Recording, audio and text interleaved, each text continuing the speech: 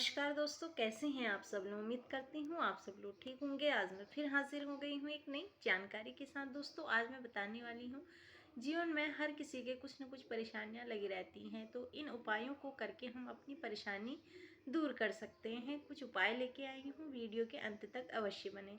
सबसे पहले, कार्तिक महीने में हमें ज़्यादा से ज़्यादा दीपदान करने चाहिए, जिससे कार्तिक महीने का फल हमें प्राप्त होता है। और 108 अगर हम बाती का एक बाती बनाकर शंकर भगवान के मंदिर में जलाते हैं तो तीर्थों के बराबर फल हमें प्राप्त होता है और सारे कष्ट हमारे नष्ट हो जाते हैं और भगवान की कृपा हमारे ऊपर बनी रहती है। और तीर्थों का जो भी फल प्राप्त होता है वो फल हमें यही मिल जाता है। तो हमें यह उपाय अवश्य करना है। कार्तिक के महीने ज़्यादा से ज़्यादा दान पुण्य करना चाहिए, जिससे हमें करोड़ों गुना फल प्राप्त होता है। जैसे आप आटे का दान कर सकते हैं, आटे में संपदा की कमी नहीं होती है अगर आप आटे का दान करते हैं, क्योंकि लक्ष्मी माता आटे में निवास करती है, तो इसलिए आप आटे का दान कर सकते हैं। और शंकर भगवान को गेहूं अर्पित करने से धन की प्राप्ति होती है। अगर आप चावल दान करते हैं तो भी धन की प्राप्ति होती है और घर में ऐश्वर्य की कमी नहीं होती है। और एक लोटा जल अवश्य चढ़ाएं। आज के दिन आपको एक लोटा जल सुबह चढ़ाना चाहिए था। आप शाम को शंकर भगवान के मंदिर में 3 दीपदान अवश्य करें।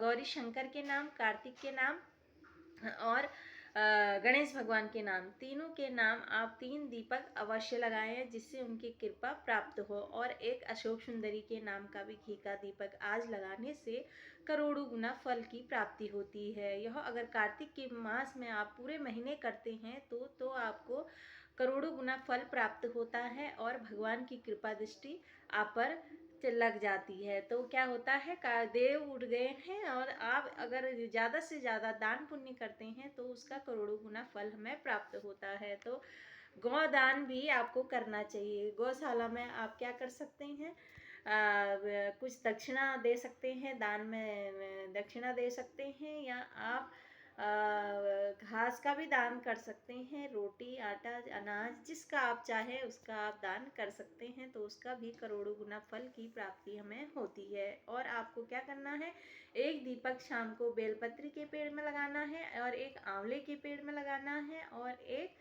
पीपल के पेड़ में। अगर तीनों वृक्ष में आप दिए डेली लगाते हैं तो आपके घर में सुख समृद्धि और ऐश्वर्य की कमी नहीं होती है। साइंजा काल में हमें भोजन नहीं करना चाहिए। जब माता लक्ष्मी हमारे घर में प्रवेश करती है, अगर उस टाइम पे हम भोजन करते हैं तो हमारे घर में दुख दरिद्रता का वास हो जाता है और माता लक्ष्मी हमसे रुष्ट होकर वापस चली जाती है। इसलिए अपने मुख्य द्वार पर घी का दीपक ना हो सके तो सरसों के तेल का दीपक लगाइए, उसमें 1 लौंग या 2 लौंग जोड़े पे डाल सकते हैं। ऐसे करने से ऐश्वर्य की कमी नहीं होती है।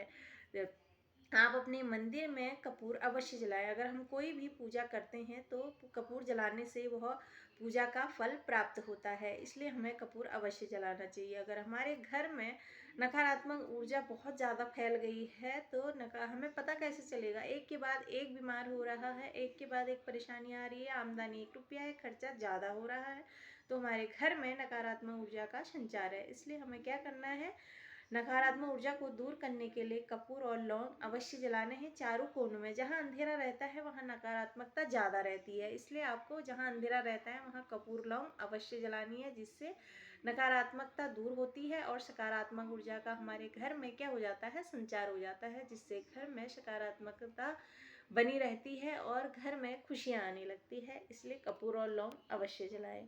आपको क्या करना है, बैकुंठ चतुर्दशी आ रही है 14 नवंबर। अगर रात के 12 बजे से लेकर 4 बजे तक अगर आप शंकर भगवान को तुलसी का पत्ता और विष्णु भगवान को बेलपत्री का पत्र चढ़ाकर शहद में डुबाते हैं, उन पत्रों को लेकर घर में आइए, शहद में डुबाकर अगर अपने बच्चों को देते हैं तो क्या होता है, बच्चे जिद्दी नहीं होते हैं और जिन बच्चों में चिड़चिड़ापन रहता है वह चिड़चिड़ापन भी दूर होता है। चला उपाय कठिन है, क्योंकि 12 बजे से लेके 4 बजे के बीच में यह उपाय करना है, क्योंकि उसी बीच में शंकर भगवान को क्या चढ़ता है, तुलसी का पत्ता चढ़ता है। साल में एक बार यह आता है, बैकुंठ चतुर्दशी के दिन यह आता है, उसी दिन शंकर भगवान को तुलसी का पत्र चढ़ता है।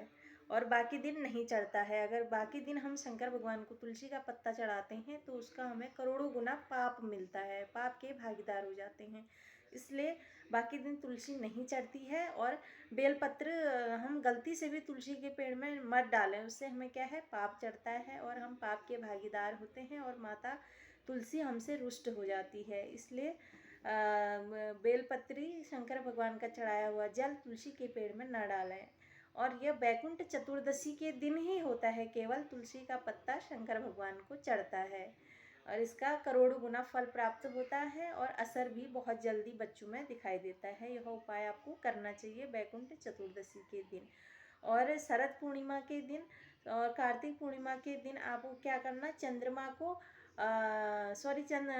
चंद्र के नाम से, क्योंकि चंद्रोमणि भी शंकर भगवान को कहा जाता है, उस दिन अगर आप शंकर भगवान को दूध चढ़ाते हैं तो उसका करोड़ों गुना फल मिलता है। अगर जिसका चंद्रमा डाउन है उसका चंद्रमा स्ट्रांग हो जाता है उस दिन जल चढ़ाने से, दूध और जल चढ़ाने से। तो इस दिन अगर जिसका चंद्रमा डाउन है वह शंकर भगवान को दूध और जल अर्पित करें, जिससे उनका चंद्रमा स्ट्रांग होगा और इंसान मजबूत बना रहेगा, उनके ग्रह ठीक हो जाते हैं।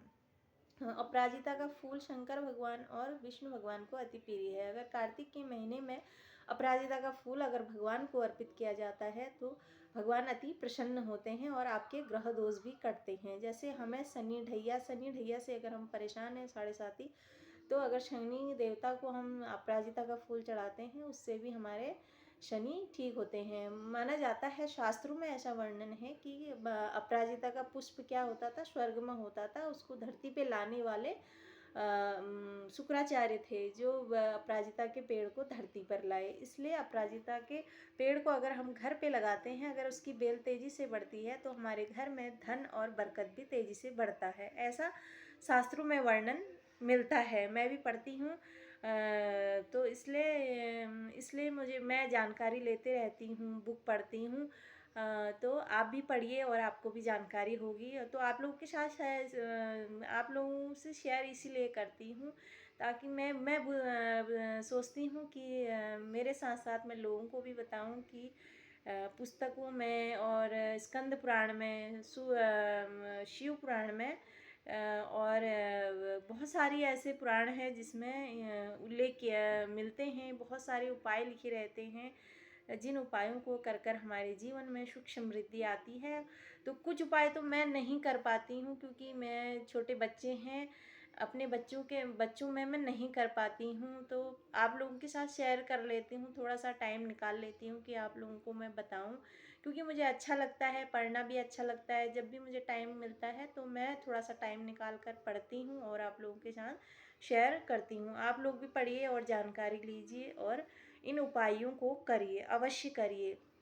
मैं कर नहीं पाती हूँ, जितनी जानकारी मैं लेती हूँ पढ़कर, स्कंद पुराण, शिव पुराण, बहुत सारी ऐसी किताबें हैं उनमें इन चीज़ों का वर्णन मिलता है, तो इसलिए आप लोगों के साथ में शेयर करती हूँ।